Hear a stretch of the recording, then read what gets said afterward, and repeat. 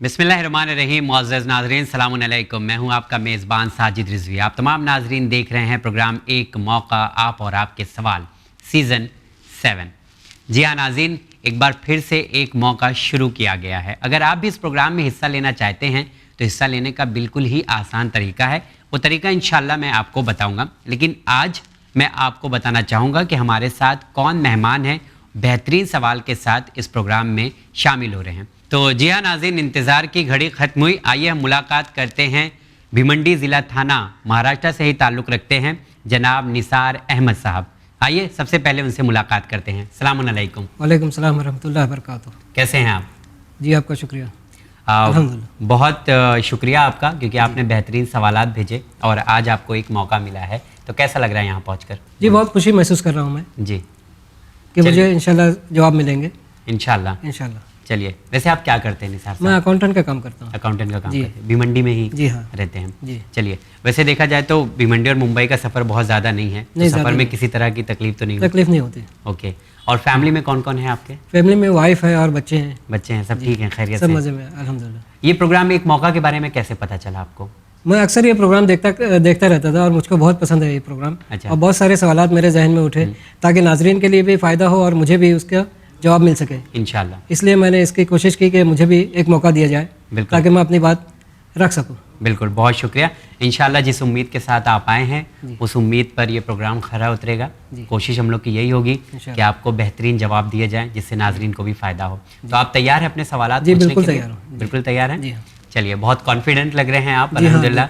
और इसी तरह से जिस तरह से आपने सवालात भेजा है, उम्मीद करता हूँ उसी उम्मीद के साथ और उसी हिम्मत के साथ आप सवाल करेंगे इंशाल्लाह। बहुत शुक्रिया। जी हाँ नाज़रीन, अब देखना यह है कि जनाब निसार साहब के ज़रिए पूछे जाने वाले सवालों का जवाब देने के लिए मैं किसे इस प्रोग्राम में बुलाने जा रहा हूँ। इससे पहले भी कई बार प्रोग्राम एक मौका में आ चुके हैं। तो जी हाँ नाज़रीन, आइए शो पे बड़े ही इज़्ज़त और एहतराम के साथ मुलाकात करते हैं, इस्तकबाल करते हैं आली जनाब मौलाना कमाल अहमद ख़ान साहब क़िबला का। सलाम अलैकुम मौलाना साहब। वालेकुम अस्सलाम वरहमतुल्लाहि वबरकातुहू। यूँ तो इससे पहले भी आप कई बार प्रोग्राम एक मौका में आ चुके हैं, बहुत शुक्रिया। एक बार फिर से आप आए हैं, उसके लिए भी शुक्रिया अदा करते हैं।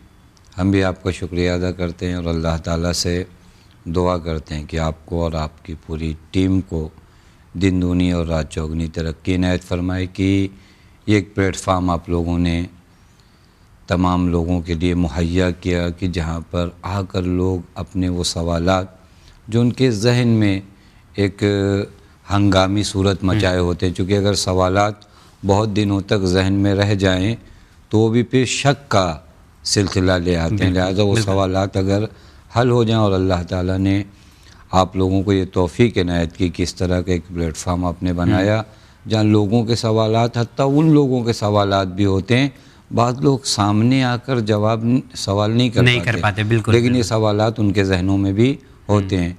अल्लाह ताला ने ये ज़रिया किया कि इनके सवालात के ज़रिए हम लोग कई हज़ार लोगों के सवालात के जवाब दे सकें। बिल्कुल, आपने सही फरमाया मौलाना साहब, क्योंकि नाजरीन जो भी सवाल भेजते हैं, जो भी कंटेस्टेंट होते हैं, वो बड़ी मेहनत से सवाल को लिखते हैं, क्योंकि नॉर्मली बहुत सवालात आते हैं, लेकिन उन लोगों के सवाल को सिलेक्ट किया जाता है जिनके सवाल बहुत अच्छे होते हैं और जिसकी ज़रूरत होती है कि इसका जवाब पहुंचना चाहिए।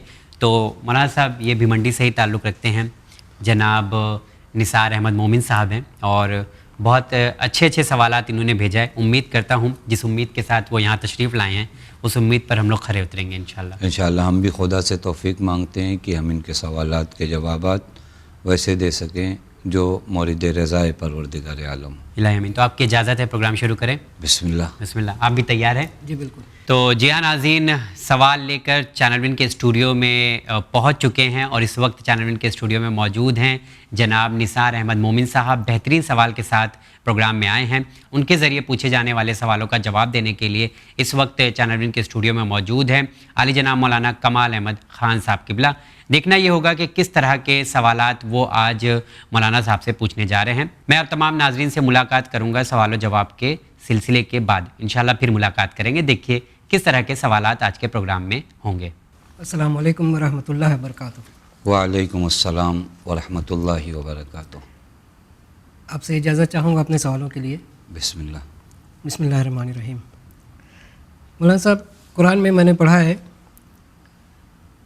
या अय्युहल्लज़ीना आमनू अतीउल्लाह व अतीउर रसूल व उलिल अम्र मिनकुम।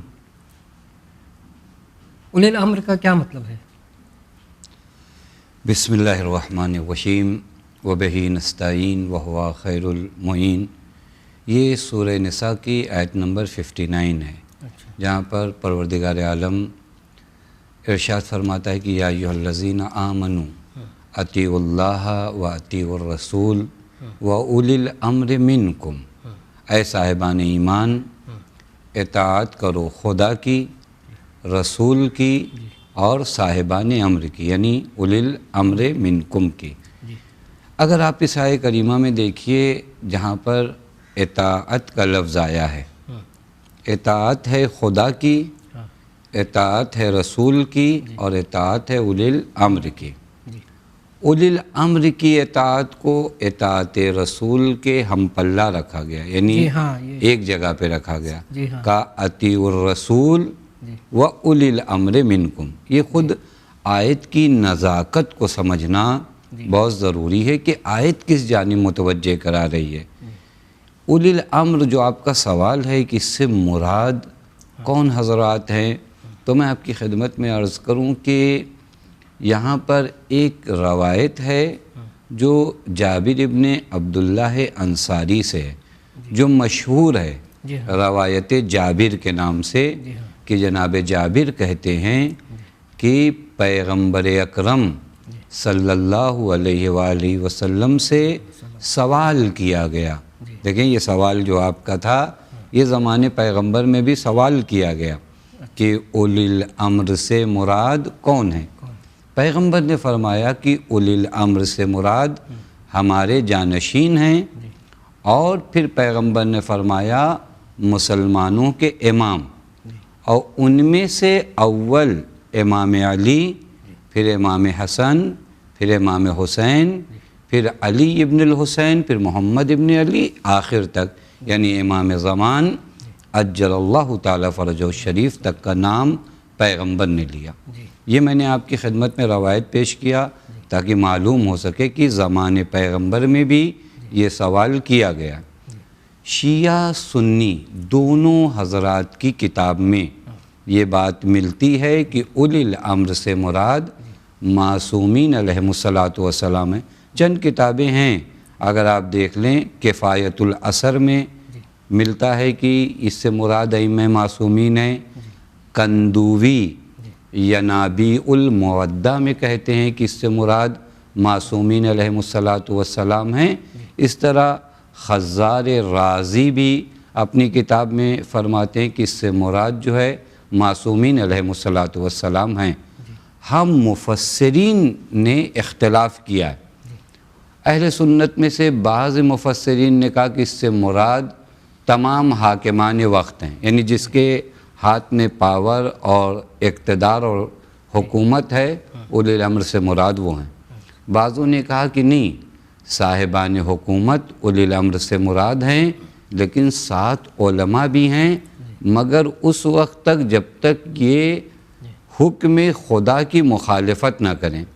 इसी तरह बाज़ों ने कहा है कि 4 खुलफ़ा मुराद हैं उलिल अम्र से। मुतअद्दिद बातें इस मकाम पर हैं, लेकिन मैं जिस जानिब आपको मुतवज्जे कराना चाह रहा हूँ, उलमाए इमामिया यानी उलमाए शिया का इत्तेफाक इजमा है इस बात पर कि इससे मुराद फ़कत मासूमीन अलैहिमुस्सलातु वस्सलाम हैं, उनके अलावा कोई और नहीं है। दलील भी मैं आपकी खिदमत में दे दूँ क्यों उलिल अम्र से मुराद कोई गैर मासूम नहीं हो सकता। यानी उलिल अम्र से मुराद फ़कत मासूम को होना है। इसकी वजह यह है कि अगर मैंने कहा ना, हमें दूर जाने की ज़रूरत नहीं है। हम ख़ुद अगर कुरान करीम की इसी आयत में देखें, कुरान कहता है या अय्युहल्लज़ीना आमनू अतीउल्लाह व अतीउर रसूल व उलिल अम्र मिनकुम। कुरान ने इताअत उलिल अम्र को बग़ैर क़ैद व शर्त के बताया कि तुम्हें साहिबान अम्र की इताअत करना है।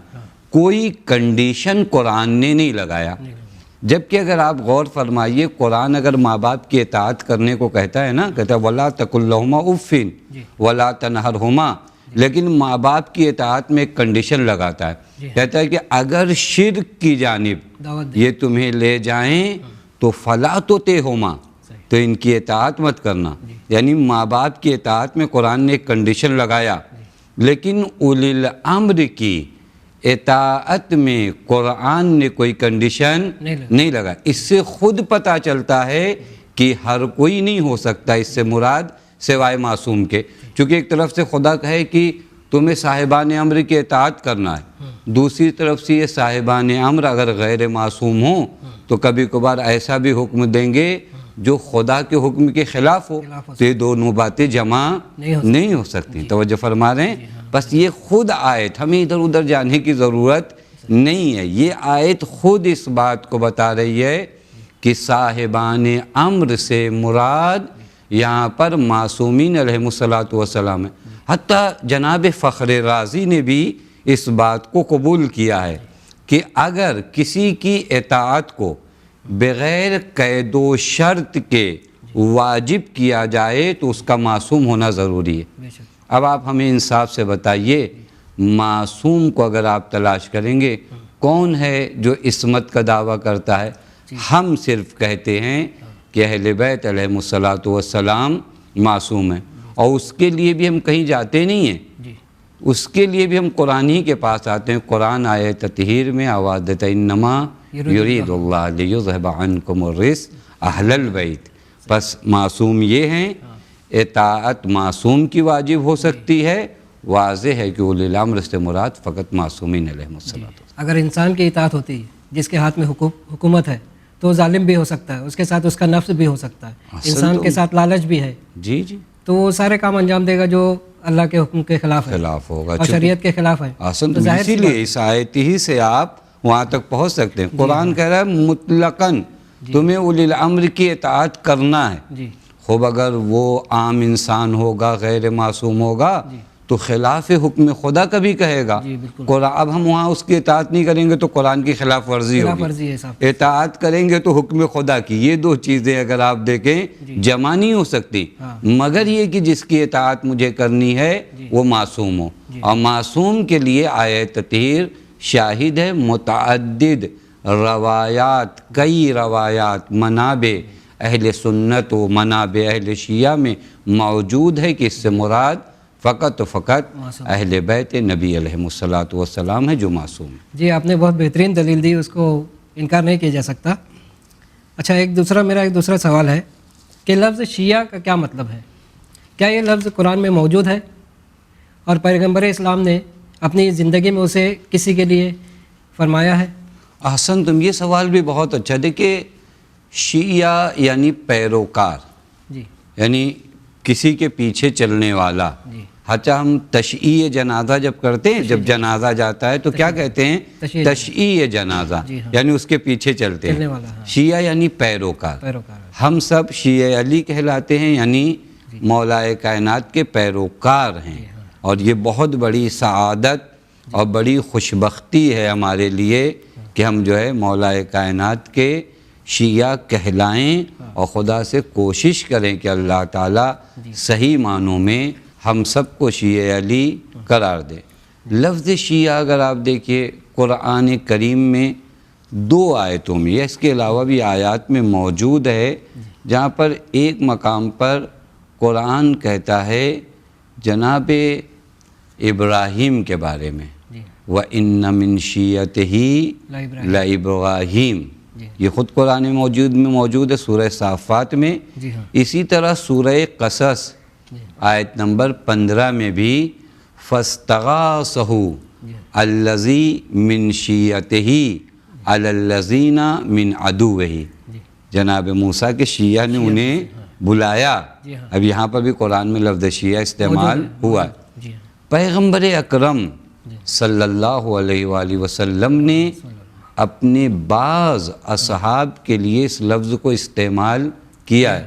جناب عمار کے لیے، جناب مغداد کے لیے، جناب یاسر کے لیے، جناب سلمان کے لیے. حتی ایک روایت ہے جناب جابر ابن عبداللہ انصاری سے، وہ کہتے ہیں کہ ہم پیغمبر کی بارگاہ میں بیٹھے ہوئے تھے، اسی دوران اسی وقت مولا کائنات وہاں پر تشریف لے آئے۔ پیغمبر اکرم نے مولا کائنات کو دیکھ کر ارشاد فرمایا والذی نفسی بیدہ ان ھذا وشیتہ ہم الفائزون یوم القیامہ۔ سبحان اللہ۔ پیغمبر اکرم نے فرمایا کہ وہ خدا جس کے ہاتھ میں میری جان ہے، میں اس کی قسم کھا کر کہتا ہوں کہ یہ یعنی مولا متقیان اور ان کے شیعہ کامیاب ہیں یوم القیامہ۔ سبحان اللہ۔ یہ ایک مقام ہے۔ اور بعض روایات میں ملتا ہے کہ جیسے ہی پیغمبر نے یہ جملہ ارشاد فرمایا فوراً یہ آیہ کریمہ بھی نازل ہوئی، ان الذین آمنوا وعملوا الصالحات اولئک ہم خیر البریہ۔ اس کو تفسیر در المنصور میں سیوطی نے نقل کیا ہے۔ تیسرا سوال کہ یوم ندعو کل اناس بے امامہم، قرآن مجید میں اللہ تعالیٰ ارشاد فرماتا ہے کہ یوم حساب لوگوں کو، انسانوں کو ان کے امام کے ساتھ بلایا جائے گا، تو کیا اللہ نے انسانوں کی ہدایت کے لیے امام کو بھیجا ہے؟ احسن تم، یہ قرآن کریم کی سورہ اسراء آیت نمبر 71 ہے، جس کو ہم لوگ بنی اسرائیل بھی کہتے ہیں۔ اس میں واضح ارشاد ہے کہ یوم ندعو کل اناس بے امامہم فمن اوتی کتابہ بیمینہ فاولئک یقرؤون کتابہم ولا یظلمون فتیلا۔ قرآن کریم کہتا ہے قیامت کا دن وہ دن ہوگا جب ہم ہر گروہ انسان کو اس کے پیشوا کے ساتھ بلائیں گے، اور اس کے بعد جن کا نام عمل ان کے داہنے ہاتھ میں ہوگا وہ اپنے نام عمل کو پڑھیں گے اور ان میں ریشہ برابر بھی ظلم نہیں ہوگا۔ اس آیت میں اگر آپ غور کریں نا تو قرآن کریم پیشوا کے سلسلے سے گفتگو کر رہا ہے کہ ایک رہنما ہوگا، ایک پیشوا ہوگا جس کے تم پیروکار ہوگے۔ امام یعنی پیشوا ہی ہوتا ہے نا، امام یعنی پیشوا، رہبر۔ قرآن کہتا ہے کہ ہر گروہ کو اس کے پیشوا کے ساتھ بلایا جائے گا، اور اتفاق یہ کہیے کہ قرآن نے ہر دو گروہ کے پیشوا کا نام بھی لیا۔ کہا کہ بعض ائمہ جو ہیں، جو پیشوا ہیں، ائمتن یہدون بے امرنا، وہ لوگوں کی ہدایت کرتے ہیں ہمارے امر کے ذریعے، اور بعض پیشوا وہ ہیں ائمتن یدعون الی النار، وہ جہنم کی جانب لے جاتے ہیں۔ یعنی دو طرح کے پیشوا موجود ہیں، قرآن کریم میں خود موجود ہے۔ یہ دو طرح کے پیشوا موجود ہیں، ایک جو خدا کے حکم سے پیشوائی کرتے ہیں، ایک وہ جو لوگوں کو جہنم کی سمت لے جاتے ہیں۔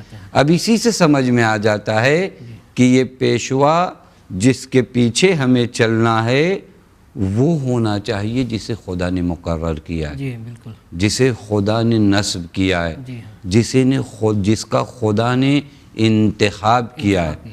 اور یہ بہت اہم ہے، چونکہ بعضوں کو لگتا ہے کہ کوئی بھی ہوگا کسی کے بھی پیچھے چلے، نہیں، پیشوا کا تمہاری زندگی میں ایک اہم رول ہے، ایک اہم کردار ہے۔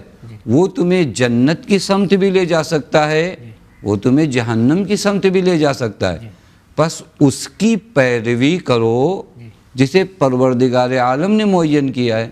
پروردگار عالم خود کہتا ہے وَجَعَلْنَا مِنْهُمْ أَئِمَّةً يَهْدُونَ بِأَمْرِنَا، ہم نے قرار دیا ہے کچھ ائمہ کو تم میں سے جو ہمارے امر سے ہدایت کرتے ہیں، بس ہمارے لیے ضروری ہے کہ ہم اس کی پیشوائی کو قبول کریں جس کو پروردگار عالم نے ہمارے لیے معین فرمایا ہے۔ ہر کسی کے پیچھے جانے کی ضرورت نہیں۔ احسان مولانا، بالکل بہت اچھی بات ہے۔ ایک چیز اور ہے، امام سے انسانوں کو کیا فائدے ہیں؟ احسن تم، یہ سوال بھی بہت اچھا ہے آپ کا، اگر آپ غور فرمائیے۔ یعنی اس سوال کو اگر آسان کیا جائے وہ یہ کہ امامت کا فلسفہ کیا ہے، امامت کا ریزن کیا ہے۔ میں آپ کی خدمت میں عرض کروں کہ بالکل یہ سوال پہلے پوچھا جائے گا کہ نبوت کا ریزن کیا ہے، یعنی اللہ نے نبی کیوں بھیجے۔ یعنی اگر کوئی یہ سوال کرتا ہے کہ امام کیوں آئے، تو سوال یہ ہے کہ نبی کیوں آئے۔ اس کی بھی وجہ ہے چونکہ منصب امامت، مقام امامت در حقیقت وہی مقام نبوت ہے، یعنی اسی سے ہے ربط. جی تو اگر مقصد نبوت کسی کے لیے واضح ہے تو مقصد امامت بھی اس کے لیے کیا ہو جائے گا؟ واضح ہو جائے گا. توجہ فرما رہے ہیں؟ نبی و امام میں فرق بس اتنا ہے کہ امام پر وحی تشریعی نہیں آتی ہے. جملہ شاید سخت ہو جائے لیکن میں آسان کروں اپنے ناظرین کے لیے. دیکھیں پیغمبر اکرم پر وحی نازل ہوتی تھی، شریعت یہ ہے، یہ امام پر نہیں آتا. توجہ فرما رہے ہیں؟ بقیہ تمام امور و شؤون امامت وہی ہیں جو نبوت کے شؤون ہیں. لہٰذا اگر فلسفہ نبوت واضح ہو جائے فلسفہ امامت بھی واضح ہو جائے. نبی کو کیوں بھیجا خدا نے؟ سوال قرآن سے پوچھئے. قرآن کیا کہتا ہے؟ نبی کیوں آئے؟ نبی کا پہلا کام یہ ہے کہ قرآن کے مفاہیم کو، قرآن کی باتوں کو واضح کریں لوگوں کے لیے. جو کلام خدا ہے اسے واضح. خود قرآن کہتا ہے وَأَنزَلْنَا إِلَيْكَ الذِّكْرَ لِتُبَيِّنَ لِلنَّاسِ مَا نُزِّلَ إِلَيْهِمْ. ہم نے قرآن نازل کیا تاکہ جو لوگوں کے لیے نازل ہوا ہے اسے آپ لوگوں کے سامنے وضاحت کر سکیں. اب توجہ فرمائیے گا. پس نبی کا کام کیا ہوا؟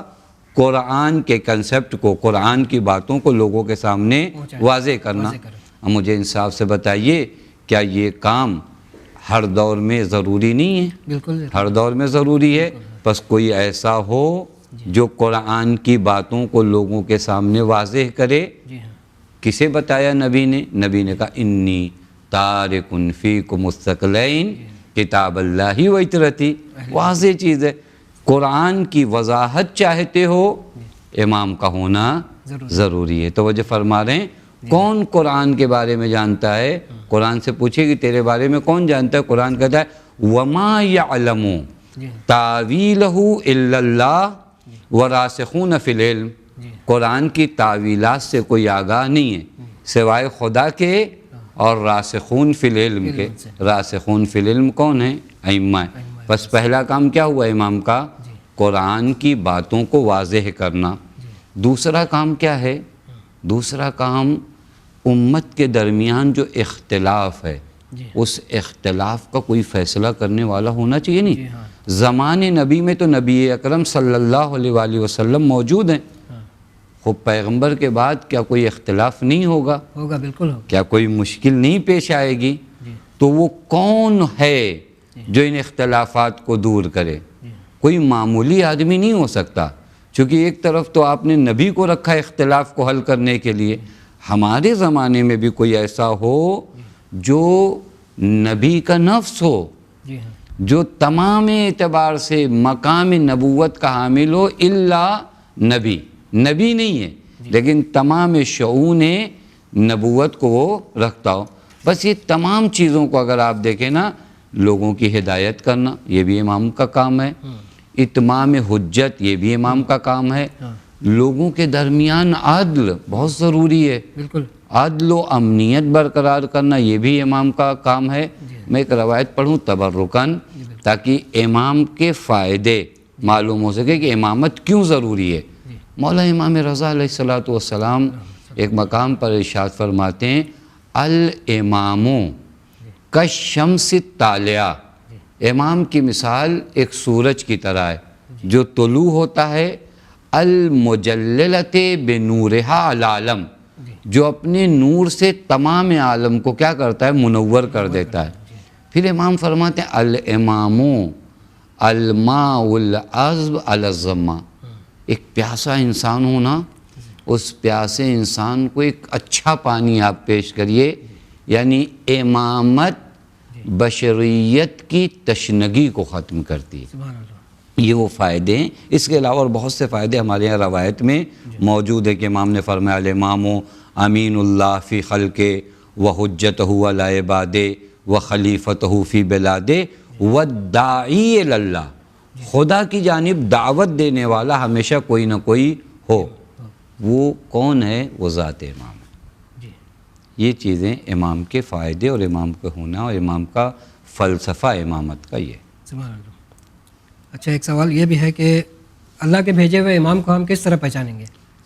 احسن تم یہ بھی چیزیں اگر آپ غور کریں نا، ہوتا کیا ہے کہ جس طرح زمان نبی میں یا بعد از نبی نبوت کا جھوٹا دعویٰ کرنے والے ہمیشہ ہوتے ہیں، جی ہاں، جہاں ایک طرف الہی جی نمائندوں کی آواز بلند ہوتی ہے، وہیں شیطانی نمائندے بھی اپنے آپ کو بتاتے ہیں کہ ہم بھی نبی ہیں. جی ہاں، تو ضروری ہے کہ کچھ نشانیاں، کچھ علامتیں ہوں جس سے پہچانا جائے کہ یہ امام برحق ہے یا نہیں ہے، یہ نبی برحق ہے یا نہیں. یہ بہت ضروری ہے، واقعاً ضروری ہے. خود نبی کو پہچاننے کے لیے علامتیں ہیں. نبی کو یوں ہر کوئی آ کر نبوت کا دعویٰ کر دے گا ہم اسے نبی تو نہیں مان جائیں گے.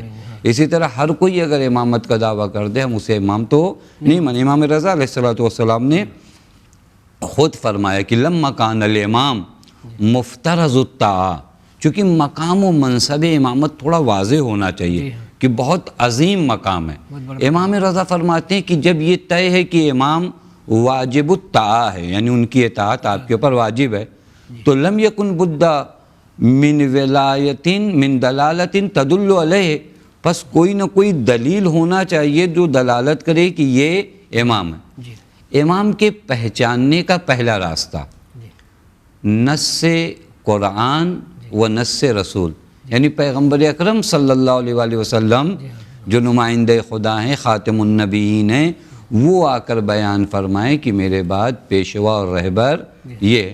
آپ دیکھ لیجئے پیغمبر اکرم صلی اللہ علیہ وآلہ وسلم نے اپنی پوری زندگی میں کئی مرتبہ آنے والے تمام ائمہ کا نام بیان کیا، نہ فقط عدد بھی بیان کیے، کس قبیلے سے ہوں گے یہ بھی بیان فرمایا، نام بھی اسی کو کہتے ہیں نص کا ہونا ضروری ہے. یعنی پہلی بات روایات میں اس کے بارے میں ذکر ہو. جس طرح ہم انبیاء کو کیسے پہچانتے ہیں، پہلے والے نبی نے بعد میں آنے والے نبی کی خبر دیا ہو، اسی طرح خاتم النبیین بھی آنے والے اماموں کی کیا کریں، خبر دیں.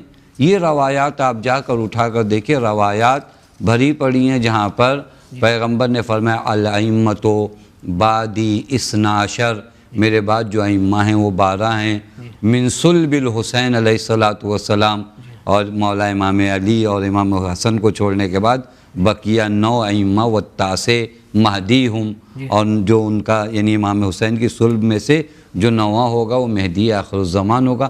بس یہ پہلی چیز کیا ہونا چاہیے، پیغمبر کی جانب سے وضاحت ہو.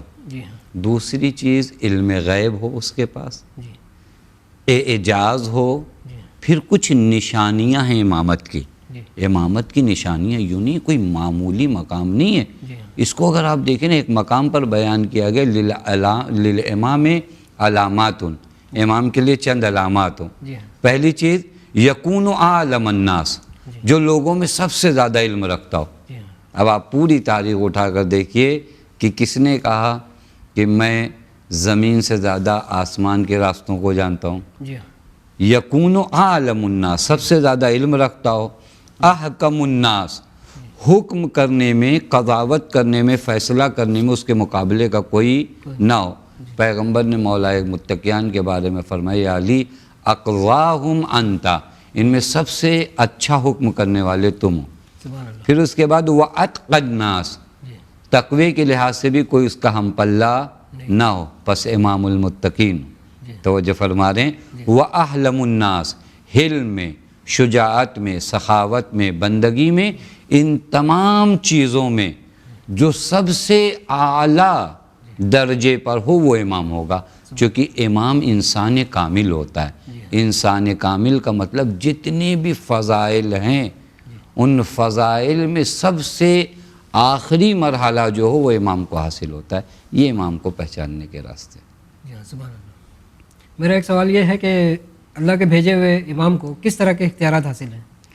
احسن. تو یہ سوال بھی اگر آپ دیکھیں تو یہ بہت ہی، میں آیہ کریمہ پڑھوں آپ کی خدمت میں، سورہ مائدہ کی آیت نمبر 55، وہاں سے آپ اختیارات دیکھ سکتے ہیں.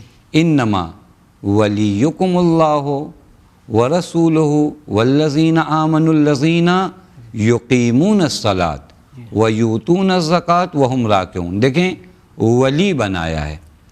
ولی یعنی سرپرست.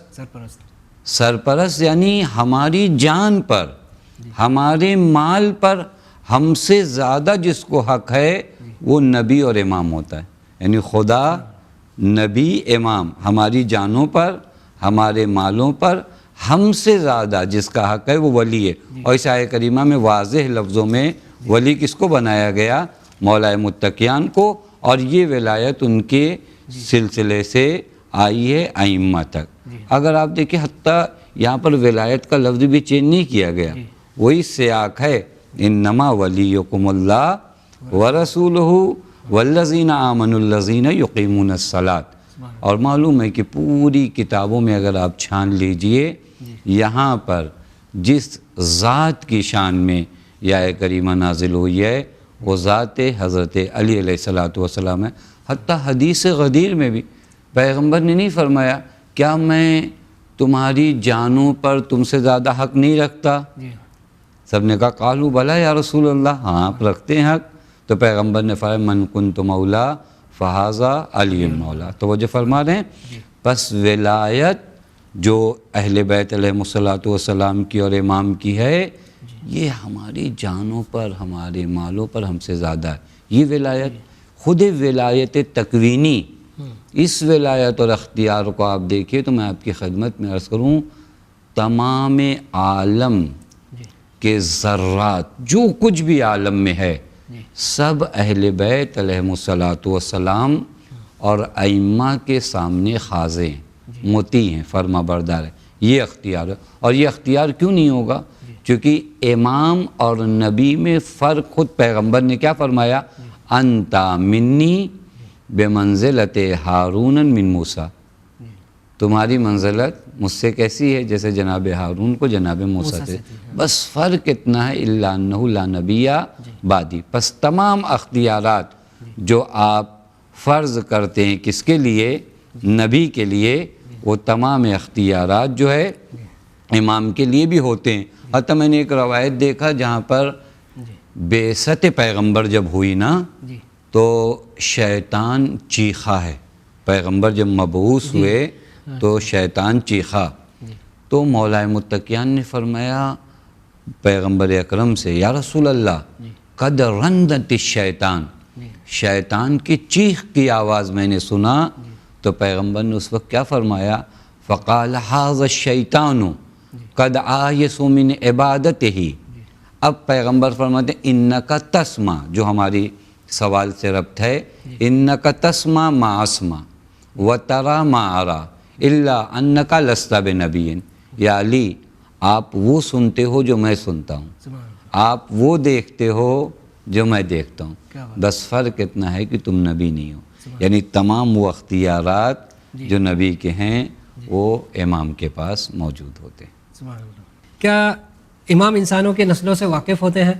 جیسے انسان کی نیت کے بارے میں امام کو پہلے سے معلوم ہوتا ہے. جی، علم غیب یہ خود بہت بڑا ٹاپک ہے کہ ہم اس سے بحث کریں کہ اہل بیت علیہ السلام عالم غیب ہیں یا عالم غیب نہیں ہیں. میں آپ کی خدمت میں عرض کروں قرآن کریم میں اصل میں دو طرح کی آیات موجود ہیں.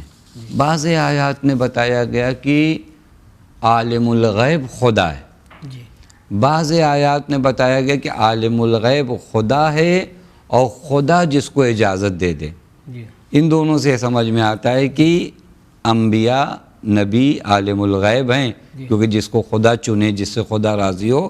الا من ارتضا، الا من اجتبا، اس طرح کے موارد ہیں کہ جن کو خدا انتخاب کر لے یا جن سے خدا راضی ہو جائے وہ عالم الغیب ہیں.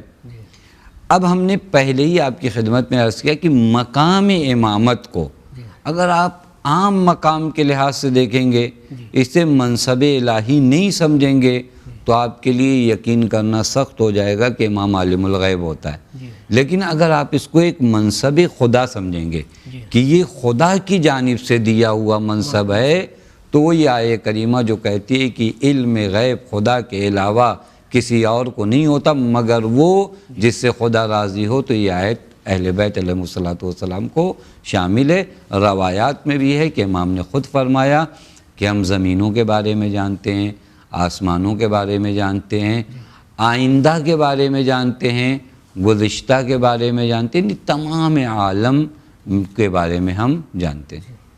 ہم پر امام کے کیا احسانات ہیں اور ہم پر امام کے کیا حقوق ہیں؟ یہ سوال بہت ہی اچھا ہے، اگر آپ غور فرمائیے، میں نے اس کا جواب ابھی دیا جی ہاں، کہ امام کی جانب سے جو ہم پر لطف ہے وہ یہ کہ امام جو ہیں اولیاء النعم ہیں، یعنی تمام نعمتوں کا واسطہ جو ہے امام ہے۔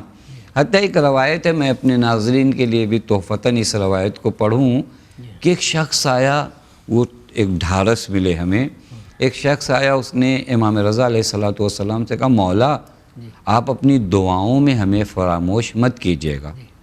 امام نے فرمایا کیا تم یہ سوچتے ہو کہ ہم تمہارے لیے دعا نہیں کرتے؟ اس نے تھوڑی دیر سوچا، اس کے بعد اس نے سوچا کہ ہاں میں امام کے چاہنے والوں میں سے ہوں، حتماً حضرت جب اپنے چاہنے والوں کے لیے دعا کرتے ہوں گے تو میرے لیے بھی۔ اس نے کہا نہیں مولا میں سمجھتا ہوں کہ آپ میرے لیے دعا کرتے ہیں۔ امام نے فرمایا کہاں سے سمجھ گئے تم کہ ہم تمہارے لیے دعا کرتے ہیں؟ کہ مولا چونکہ میں آپ کے چاہنے والوں میں سے ہوں اور آپ اپنے چاہنے والوں کے لیے دعا کرتے ہیں۔ بس دیکھیں اہل بیت علیہ السلام اپنے چاہنے والوں کے لیے کیا کرتے ہیں؟ دعا کرتے ہیں۔ سبحان اللہ۔ اور پھر وہاں پر ایک پیغام بھی ہے، میسج بھی ہے، بہت اچھی بات ہے کہ یہ پہنچ جائے۔ اسی روایت میں امام نے فرمایا کہ اگر تم یہ دیکھنا چاہتے ہو جی کہ ہمارے دل میں تمہارا کیا مقام ہے تو تم یہ دیکھو کہ تمہارے دل میں ہمارا کیا مقام ہے، کیا بات، تم کس قدر ہمیں چاہتے ہو جی اتنا ہی ہم کو دیکھ لو تم، سبحان یعنی تمہارے نزدیک جو ہماری مقام و منزلت ہے وہی مقام و منزلت تمہارا ہمارے نزدیک ہوگا۔ کبھی کبھار ہم سراپا امام کے سامنے تسلیم ہیں تو اہل بیت علیہ السلام کے نزدیک ہمارا مقام، ہماری منزلت کیا ہے؟ بڑھ جاتی ہے۔ حتیٰ میں آپ کی خدمت میں عرض کروں کہ واقعاً اہل بیت اولیاء النعم ہے۔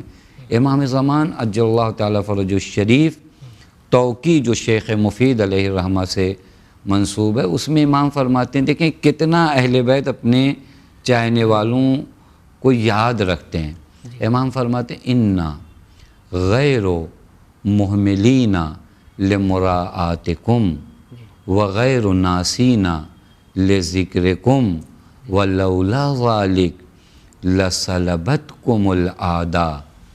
ہم نے تمہیں بے سرپرست نہیں رکھا ہے، یعنی تم بغیر سرپرست کے نہیں ہو، ہم نے تمہارا خیال رکھا ہے، ہم نے تمہیں فراموش نہیں کیا ہے۔ اگر ہم تمہارا خیال نہ کرتے تو یہ دشمن تمہیں نابود کر دیتے۔ بس یہ اہل بیت علیہ السلام کے احسانات ہیں۔ اب وہ سوال کا دوسرا حصہ جو آپ نے کیا وہ بہت اہم سوال ہے، اہل بیت کا ہم پر حق کیا ہے؟ ائمہ کے احسانات تو آپ نے دیکھے، میں نے عرض کیا کہ اولیاء النعم ہے۔ جی پہلا حق امام کا معلوم ہے کیا ہے؟ حق کے معرفت، جی ہم اپنے امام کو پہچانیں، جی ہم ان کو پہچانے بغیر صحیح معنوں میں ان کی پیروی نہیں کر سکتے۔ جی ہاں، ہم اس بات کو جان لیں کہ وہ ابواب الہی ہیں، یعنی اگر خدا تک پہنچنا ہے تو ان کے ذریعے۔ خود امام علی علیہ السلام نے ایک مقام پر کہا ان اللہ جعلنا ابوابہ وسراتہ وسبیلہ، اللہ نے اپنا دروازہ، اپنا راستہ، اپنی سبیل ہمیں قرار دیا ہے۔ جو بھی ہماری ولایت سے پھر جاتا ہے جی تو پھر وہ راہ راست پر نہیں ہوتا۔ بس پہلی چیز ہمیں کیا ہونا چاہیے؟ معرفت امام، یہ حق کے امام ہے، یہ حق ہے امام کا اپنے تمام چاہنے والوں پر کہ ان کا چاہنے والا انہیں پہچانے۔ ہم خود دعا میں نہیں کہتے اللہم عرفنی حجتک، یہ دعا کافی مشہور ہے، ہمارے ناظرین کو بھی یاد ہے، اے میرے اللہ اپنی حجت سے مجھے آشنا کر دے۔ فَإِنَّكَ إِن لَمْ تُعَرِّفْنِي حُجَّتَكَ ضَلَلْتُ عَنْ دِينِي، اگر میں نے تیری حجت کو نہیں پہچانا تو میں دین سے گمراہ ہو جاؤں گا۔ بس پہلا حق حق کے معرفت ہے۔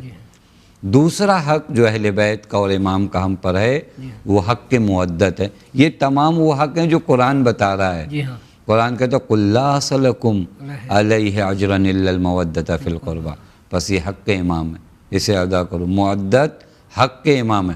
اور میں بار بار آپ کی خدمت میں اس چیز کو بھی عرض کر دوں، ان کے حق ادا کرنے میں ان کا فائدہ نہیں آپ کا فائدہ ہے، انسان کا فائدہ ہے۔ یعنی وہ فائدہ بھی آپ تک لوٹ کر آتا ہے، جی چونکہ وہ ذات حق کے علاوہ کسی کے محتاج نہیں ہے، جی ہم محتاج ہیں ان کے، وہ ہمارے محتاج نہیں ہیں، لہٰذا اگر ان کے حق بھی تم ادا کرتے ہو، یہی آپ دیکھیں پیغمبر نے کہا کہ اجر رسالت ادا کرو، جی اس میں پیغمبر کا کوئی فائدہ ہے؟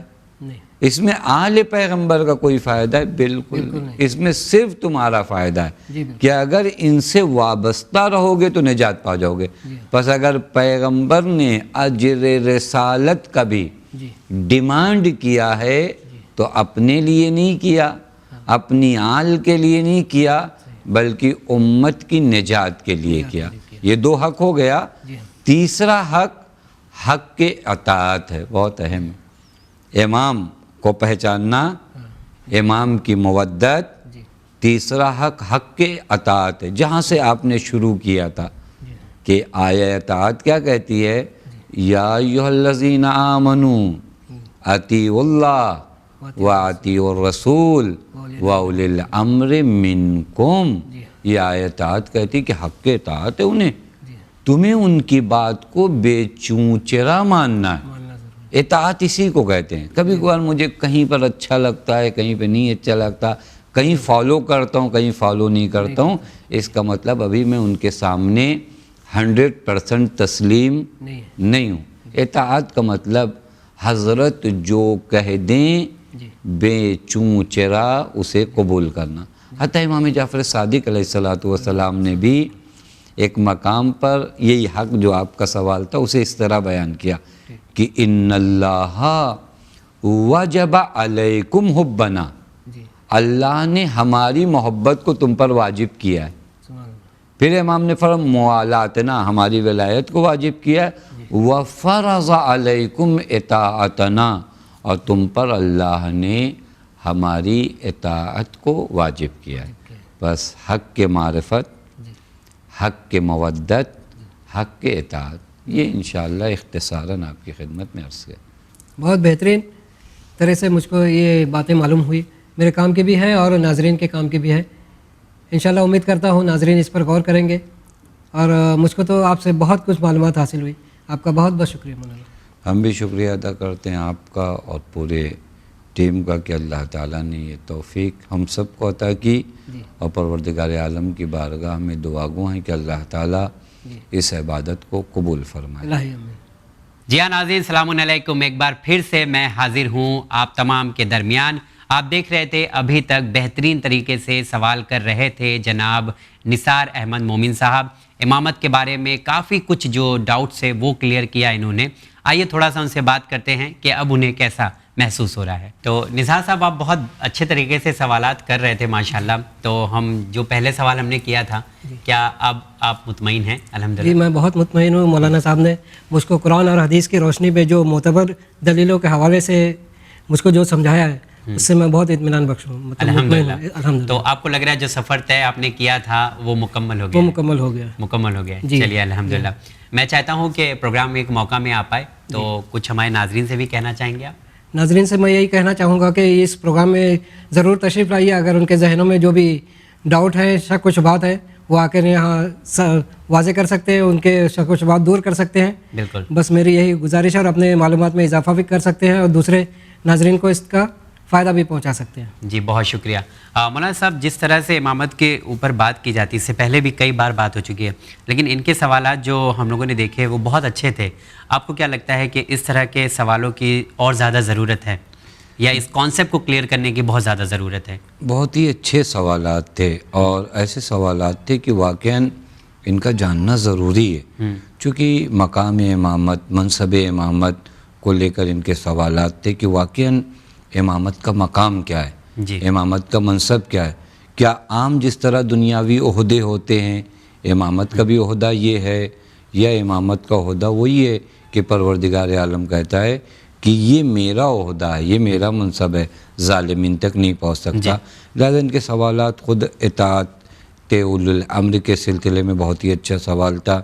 اسی طرح دیگر اور سوالات، ہمیں خوشی ہوتی ہے اس بات کی کہ ایسے لوگ ہیں، اور الحمدللہ खुदा से दुआ करते हैं कि ऐसे लोगों की तादाद में परवरदिगार आलम इजाफ़ा फरमाए जो दीन को इतना करीब से आकर समझना चाहते हैं, सुनना चाहते हैं और हक़ाइक़ तक और हकीकत तक पहुँचना चाहते हैं। पैगम्बर अकरम सल्लल्लाहु अलैहि वसल्लम की एक दुआ है, मैं नाज़रीन से भी इल्तिमास करूँगा कि दुआ पढ़ते रहें, अल्लाहुम्मा अरिनिल अशिया कमा हिया, ए मेरे अल्लाह मुझे चीज़ों को वैसा दिखा जैसी वो हैं, क्योंकि डाउट बहुत आते हैं, लिहाजा बार बार खुदा से दुआ करते रहें कि मुझे चीज़ों को वैसी दिखा जो वो हैं। और वो आप उसी वक्त देख सकते हैं कि जब अपने ज़हन में आए हुए सवालात के जवाब आप अच्छे से दरियाफ्त कर सकेंगे। हम शुक्रगुज़ार हैं आपके भी, इनके भी, कि ये तौफ़ीक का ज़रिया बने कि तौफ़ीक मुझे भी हासिल हुई। बहुत अच्छा लगे आपने जिस तरह से जवाब दिए इनके सवाल के, बहुत अच्छा लगा। मौलाना साहब आपका बहुत बहुत शुक्रिया, आप इस प्रोग्राम में आए। निसार साहब आपका भी बहुत बहुत शुक्रिया, आप इस प्रोग्राम में आए। इंशाल्लाह फिर किसी मौके पे आपसे मुलाकात होगी इंशाल्लाह ज़रूर। मौलाना साहब बहुत शुक्रिया, इंशाल्लाह फिर किसी प्रोग्राम में मुलाकात होगी। अल्हम्दुलिल्लाह, हम भी आपका शुक्रिया अदा करते हैं। नाज़रीन, ज़िंदगी में हर किसी को एक मौके की तलाश रहती है, ये एक मौका आपको दिया जा रहा है। आपके भी जहन में कई सवाल उठते होंगे जिसके जवाब आप तक पहुँचे, आप इसकी उम्मीद करते हैं। तो अब ज़रूरत है कि आप उठें और सवाल पूछें। अब ज़रूरत है जो आपके डाउट्स हैं उसे अब आप क्लियर करें। एक बार फिर से शुरू हो चुका है ये सफ़र, एक मौका आप और आपके सवाल। अगर आप इस प्रोग्राम में आना चाहते हैं, हिस्सा लेना चाहते हैं, सवालों के ज़रिए एक नई उम्मीद जगाना चाहते हैं, तो आपके लिए ये प्लेटफॉर्म बनाया गया है। आप इस प्रोग्राम में हिस्सा ले सकते हैं। आप व्हाट्सएप के ज़रिए भी अपने सवाल भेज सकते हैं, ईमेल के ज़रिए भी सवाल भेज सकते हैं। व्हाट्सएप नंबर है 9619667578, इस पर कॉल करके मालूमात भी हासिल कर सकते हैं। साथ ही ईमेल भी कर सकते हैं। ईमेल एड्रेस है emwin786@gmail.com। याद रहे, अगर आप ईमेल कर रहे हैं तो अपना नाम ज़रूर लिखें, अपने शहर का नाम लिखें और साथ ही कॉन्टैक्ट नंबर लिखना ना भूलें।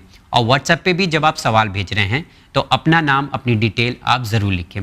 याद रहे, सवाल कम से कम 10 होने चाहिए और ज़्यादा से ज़्यादा 15 होने चाहिए। बेहतरीन सवाल होने चाहिए, बाकी सब हम पर छोड़ दें। इंशाल्लाह पूरा ख्याल चैनल विन आपका रखेगा अगर आपके सवाल सिलेक्ट होते हैं। तो इंतज़ार की घड़ी अब ख़त्म हुई, एक बार फिर से तैयार हो जाइए एक मौका में हिस्सा लेने के लिए। आपके लिए ख़ास कर ये प्रोग्राम बनाया गया है। उम्मीद करता हूँ कि बहुत सारे ऐसे लोग हैं जो निसार अहमद मोमिन साहब की तरह सवाल पूछना चाहते हैं। आपके अंदर भी ये जज्बा ज़रूर होगा, तो आप सवाल भेजिए, हम इंशाल्लाह आपको ज़रूर बुलाएंगे। देखते रहिए चैनल विन। बहुत शुक्रिया।